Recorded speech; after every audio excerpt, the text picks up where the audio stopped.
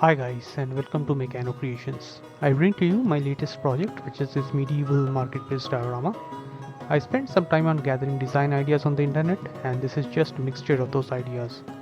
I started with the base, which is a natural stone pavement design. This is just another variation to the cobblestone roads and pretty easy to make. I will however share a separate video on this later. So in this project we have three structures, which is this warehouse and couple of these stalls. The warehouse sits on top of this platform and you can actually remove it. You can also remove the roof to get access to the inside of this warehouse. As you can see, I have also placed some LED lighting underneath the roof, and actually I have done it for all the three structures.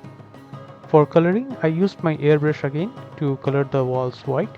This allows the darker colors to really pop out later. I used burnt umber on the sides here, and the roof is Prussian blue. The platform is a very simple structure made entirely out of strips. It also has a small pulley system to pick up the food crates.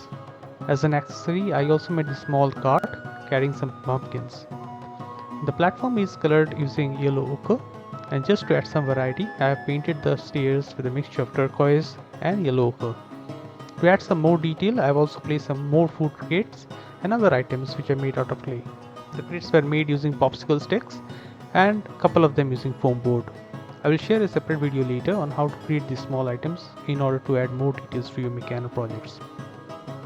The meat stall is made mostly out of narrow strips. It also has a roof which I made out of art paper. However, the main build is really the food items, which includes the fish and different type of meats. All of these things are made out of clay, and it is just surprising how these things can really allow you to improve your models. I'll post a separate video on how to make these miniature items in details in a separate video. The other stall is again made out of narrow strips and an even simpler structure.